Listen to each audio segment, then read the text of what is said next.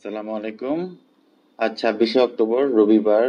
রবিবার বাজার একটু রিস্কি থাকে, সেল প্রেশার থাকে। রবিবার আমরা জানি রেড ডে হিসেবেই জানি। রেড ক্যান্ডেল দিয়েছে আজকে, সে ওয়াইজ সেল প্রেশার ছিল মার্কেটে, ক্যান্ডেলের উপর উইক আছে। আমরা এর আগে বলেছিলাম মুভিং এভারেজ 20 পর্যন্ত হয়তো একটু সুইং হতে পারে। ভলিউমটা এই লেভেলে থাকলেও এই সুইংটা হতে পারে, এটা এখনো উড়িয়ে দেওয়া যাচ্ছে না সম্ভাবনা। কিন্তু আজকে ক্যান্ডেলটা ভালো না, মুভিং এভারেজ 7টাও সে ক্রস দিয়ে ফেলার চেষ্টা করেছে। ভলিউমটা দেখলে আগের দিনে কাছাকাছি ছিল। এর আগেও এখানে ভলিউম, এর আগেও ক্যান্ডেল করেছিল এরকম একটা, উপরে উইক ছিল এবং ক্যান্ডেলটা ইনভার্স হ্যামারটা বেড়েছিল এরকম। আহ, এরপর 2 দিন কিন্তু আবার বাউন্স ব্যাক করে ইন্ডেক্স উত্থানের দিকে গেছে, কিন্তু আমরা আগামী দিন এখানে কি ধরনের ক্যান্ডেল প্রত্যাশা করি? আমরা আগামী দিন এখানে যদি বলি একটা ডজি টাইপের ক্যান্ডেল আসতে পারে। আর যদি ডজি টাইপের ক্যান্ডেল না আসে তাহলে এখান থেকে কারেকশন হতে পারে। আগামী দিন যে ইন্ডেক্স এখান থেকে আবার ভালো করে ফেলতে পারে সেই সম্ভাবনা উড়িয়ে দেওয়া যায় না, যদি ভলিউমটা গেইন করতে পারে এখানে। আগামী দিন যদি একটু ভালো ভলিউম হয়, ভলিউম যদি 600 কোটি, 550, 600 বা 650 কোটি টাকার মতো ভলিউম করতে পারে, তাহলে হয়তো আগামী দিনই হয়তো গ্রিন হয়ে যাওয়ার সম্ভাবনা থাকবে। আর যদি ভলিউমটা এখন যে লেভেলে আছে সেই লেভেলে থাকে তাহলে হয়তো ডজি টাইপের ক্যান্ডেল করবে, কিংবা অথবা 5,000, 5,000, 5,080 এই সাপোর্ট থেকে আবার হয়তো ডজি টাইপের ক্যান্ডেল করতে পারে। বাজার এখান থেকে খুব বেশি পতন হবে মনে হচ্ছে না। আজকে ক্যান্ডেলটা থেকে আমরা এর আগেও যতবার দেখেছি এরপর কিন্তু ডাউন সুইং হয়েছে। এই টাইপের ইনভার্স ক্যান্ডেল এখানে করেছিল, এখানেও করেছিল। এরপর কিন্তু আমরা ডাউন ট্রেন্ড দেখেছি। এখান থেকে সুইংটা আসলে নিচের দিকে আছে দেখে আশা ভরসা করছি কিছুটা যে এখান থেকে ডাউন ট্রেন্ড শুরু হবে না একটা। যদি ভলিউম বেসিক্যালি 300 কোটির নিচে চলে যায়, 300 কোটির আশেপাশে চলে আসে, তাহলে হয়তো এই সুইংটা, এই আপসুইংটা শেষ হয়ে গেছে বলে মনে করবো। আর যদি ভলিউম 400, 500, 600 করে গ্র্যাজুয়ালি বৃদ্ধি পায় তাহলে আমরা অতটা ভয় পাওয়ার কিছু হবে না।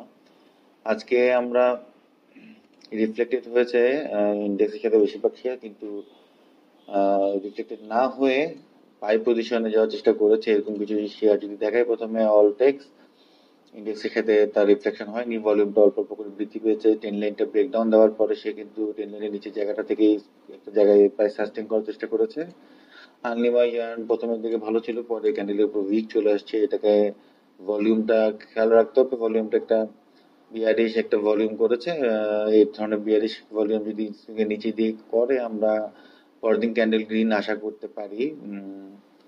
অবজারভেশন রাখা যায় আরামির সেভেন একটা ফেজ, দুইটা ফেজে একটা ছোট আপসুইং হয়েছে, মোটামুটি একটা ভালো গ্যাপ দিয়েছে এখানে।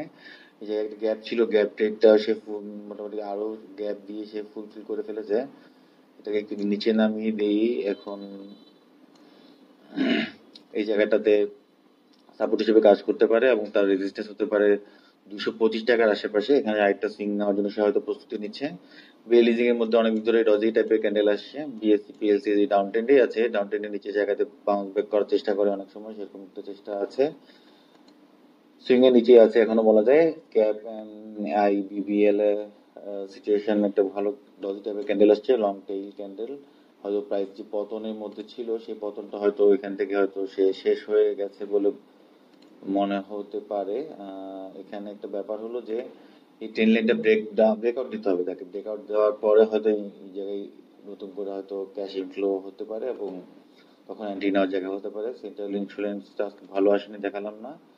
কন্টিনেন্টাল ইন্স্যুরেন্সের মধ্যে বাউন্স ব্যাক টাইপের ক্যান্ডেল এসছে। এই জায়গায় একটা ব্রেকডাউন হয়েছিল, একটা লেভেল ছিল তো সাপোর্ট লেভেল, প্রিভিয়াস টপের জায়গাগুলো থেকে, ওই জায়গাটা থেকে নিচে থেকে এই সাপোর্ট নেওয়ার চেষ্টা করছে। ভলিউম যদি এখান থেকে ইনক্রিজ করতে পারে, এই জায়গায় ডজি টাইপের ক্যান্ডেলের পর যেরকম একটা আপসুইং হয়েছে এখানে একটা আপসুইং ছোটখাটো হলেও হতে পারে। কপার টেকের মতো একই জায়গায় সুইং এর নিচের দিকেই ক্লিন ক্যান্ডেল করছে, ভলিউমের খুব একটা অগ্রগতি নেই। ঢাকা ইন্স্যুরেন্স ডজি টাইপের ক্যান্ডেল করেছে। ইন্স্যুরেন্স সেক্টর আছে, কিছু কিছু শেয়ার বেশ ভালোই করেছে। এর মধ্যে ঢাকা ইন্স্যুরেন্স একটা রিটেস্ট টাইপের সিনারিওর মধ্যে আছে। এখান থেকে সুইংটা কতটুকু যায় দেখার বিষয়। কপার টেকের মধ্যে দেখিয়েছি ফার্স্ট ফিন্যান্স বাউন্স ব্যাক টাইপের ক্যান্ডেল এসছে। জেমিনেসি ডজি টাইপের ক্যান্ডেল এসছে, স্প্রিং টপ বলবো। ওই জায়গায় একটা বাউন্স ব্যাক ছিল, এরপর কিন্তু 2 দিন খারাপ করে আবার ভালো দেখে গেছে। ভলিউমটা যদি এখান থেকে বৃদ্ধি পায় তাহলে প্রিভিয়াস টপের এই জায়গাটা যেখানে তার রেজিস্ট্যান্স আছে, সেটা রেজিস্ট্যান্স হলো 155 থেকে 160 লেভেলের, ওই রেজিস্ট্যান্সটা সে ক্রস করতে পারে কিনা দেখার জন্য অপেক্ষায় রইলাম। জিএল এর মধ্যে বাসবেক টাইপের ক্যান্ডেল এসছে, এটা আজকে রিটেস্ট টাইপেরই বলবো। ভলিউমে খুব একটা অগ্রগতি হয় নাই। গোল্ডেন জুবিলি মিউচুয়াল ফান্ড যে গ্যাপ আপ করে ওপেন করেছিল, সেই গ্যাপটা সে ফুলফিল করেছে। এর আগে এখানে গ্যাপ ছিল, গ্যাপটা আজকে ফুলফিল করেছে, ভলিউম পেয়েছে, অবজারভেশনে রাখতে পারেন। ইসলামী ব্যাংকের মধ্যে সুইংয়ের নিচে এসে ডজি টাইপের ক্যান্ডেল করছে, প্রাইসটা হোল্ড করার চেষ্টা করছে। এনবিডি সুইংয়ের নিচে আছে, এখনো খুব বেশি যে অ্যাক্টিভিটিসের মধ্যে থাকবে এটা বলা যায় না, অবজারভেশনে রাখতে পারেন। এমএল ট্যাঙ্কের মধ্যে সুইংয়ের নিচে স্টার টাইপের ক্যান্ডেল করছে, সেটা নিচে যদি এই টাইপের স্টার ক্যান্ডেল করে ছোটখাটো একটা সুইং দেখা যায়।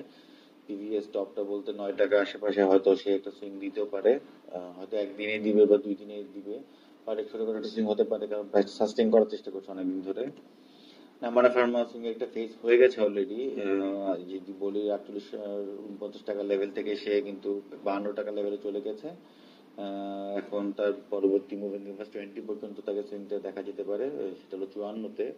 তো এটা বাড়ার স্কোপ আছে আরো। এনসিসি ব্যাংকের মধ্যে 10 লাইন ব্রেকডাউন দেওয়ার পর 10 লাইনের নিচে থেকে সাস্টেইন করার চেষ্টা করছে প্রাইসটা। ওরিয়ন ফার্মা আজকে ডজি টাইপে ক্যান্ডেল করেছে, এই 4 দিন 5 দিনের ক্যান্ডেল যদি বলি রিটেস্ট হয়েছে আজকে একটা, এখান থেকে অবজারভেশনে রাখতে হবে যে ভলিউমটা পাই কিনা। একটু সামান্য যদি ভলিউম পাই, এখান থেকে সে আপসুইং এর দিকে যাবে। পিডিএল 10 লাইন ব্রেকডাউন দেওয়ার পরে এখন সে তার নিচে থেকে সাস্টেইন করার চেষ্টা করছে প্রাইসটা। ফিনিক্স ইন্স্যুরেন্স প্রাইস বললো, ক্যান্ডেলের সিচুয়েশন খুব একটা ভালো না। প্রাইম ইন্স্যুরেন্স আজকে ডজি টাইপের ক্যান্ডেল করেছে, যদিও এখন ডাউন ট্রেন্ডে আছে, দেখা যাক এই বাউন্স ব্যাকটা কতটুকু সাকসেসফুল হয়। রিলায়েন্স ইন্স্যুরেন্স ও সিঙ্গের উপর থেকে বড় ভলিউম করে কিন্তু পড়েছে, এখনো ভলিউম গেইন করার চেষ্টা করছে। আজকে ক্যান্ডেলটা ভালো এসছে, হয়তো প্রাইস আর খুব বেশি ফল করার চান্স নেই, কিন্তু ব্রেকআউট দেওয়ার প্রয়োজন আছে। এখানে ব্রেকআউট ট্রেড নেওয়ার জন্য আমরা অপেক্ষা করতে পারি, যদিও ভলিউমটা নাই, ভলিউম না থাকলে কিন্তু উপরের দিকে যখন যাবে তখন সে কিন্তু খুব একটা বাড়তে পারবে না প্রাইস। রূপালী ইন্স্যুরেন্সের মধ্যে ডজি টাইপের ক্যান্ডেল এসছে, ডাউন ট্রেন্ডে আছে এখনো, ডাউন ট্রেন্ডে মিড লাইনটা বরাবর কিছু সাপোর্ট পাওয়ার চেষ্টা করছে, সাপোর্টটা কত টিকে বলা যায় না, ভলিউমটা গেইন করতে পারছে না। শাহজালাল ব্যাংক ছোটখাটো একটা আপসুইং হয়েছে, এখন ডজি টাইপের ক্যান্ডেল আসছে, সিনটা হয়তো ভলিউম না পেলে খুব বেশি দূর যাবে না। শ্যাম্পু সুগারও এখনো ডাউন লাইনই আছে, প্রাইসটা একটা জায়গায় সাস্টেইন করার চেষ্টা করছে, ভলিউম খুব একটা বেশি পাচ্ছে না। Shampoo sugar personally life doji টাইপের ক্যান্ডেল করছে, একটা জায়গাতেই প্রাইসটা সাস্টেইন করার চেষ্টা করছে, ভলিউমের খুব একটা অগ্রগতি নাই। সোনারবাংলা ইন্স্যুরেন্সের মধ্যে সেম, সুইংটি নিচের দিকে আছে, এন্ট্রি অল্প অল্প এন্ট্রি দেখা যেতে পারে।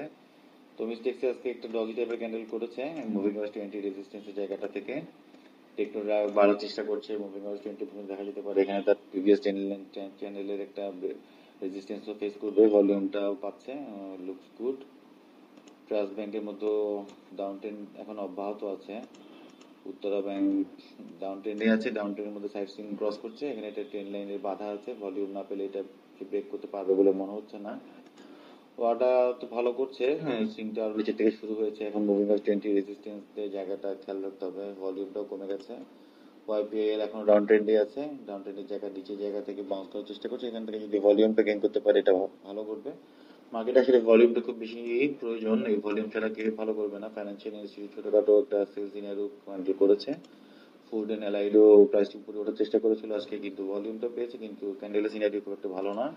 ইন্স্যুরেন্স আজকে বাউন্স ব্যাক দেওয়ার চেষ্টা করেছে 10 লাইনের নিচের জায়গা থেকে, ইন্স্যুরেন্সটা হয়তো আগামী দিন ভলিউম যদি এভাবে করে গ্র্যাজুয়ালি বৃদ্ধি পায় তাহলে ভালো করবে। পেপার প্রিন্টিং ওয়েবের 20 থেকে বাধা পাচ্ছে। ফার্মাসিউটিক্যালের মধ্যে ডজি টাইপের ক্যান্ডেল এসছে, প্রাইসটা উপরে দেওয়ার চেষ্টা করছে, কিন্তু ভলিউমের সাপোর্ট পাচ্ছে না খুব একটা। সার্ভিস রিয়েল এস্টেট স্পেশাল কিছু নাই।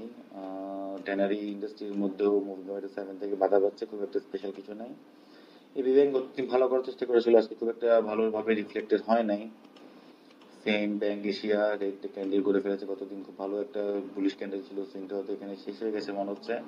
ব্যাট বিসির মধ্যে স্পেশাল কিছু না, মুভিং এভারেজ 20 ক্রস দিতে হবে। ব্র্যাক ব্যাংক 3 দিন ভালো করেছিল, এরপর আজকে কিন্তু সিনারিও ভালো না, ভলিউম পেয়েছে কিন্তু প্রাইসটা উপরের দিকে না গিয়ে নিচে চলে এসছে। সিএল মুভিং এভারেজ 7 এ বাধা পাচ্ছে, ভলিউমটাও খুব একটা বাড়তে পারেনি।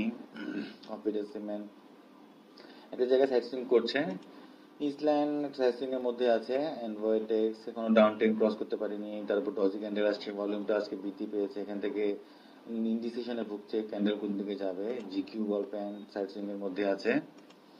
আমি এখনো বুলিশনেসটা তার শেষ হয়ে গেছে মনে হচ্ছে। আজকে মুভিং এভারেজ 20 থেকে রেজিস্ট্যান্স পেয়েছে, ভলিউমটা পেয়েছিল কিন্তু ভালো করতে পারেনি প্রাইসটা।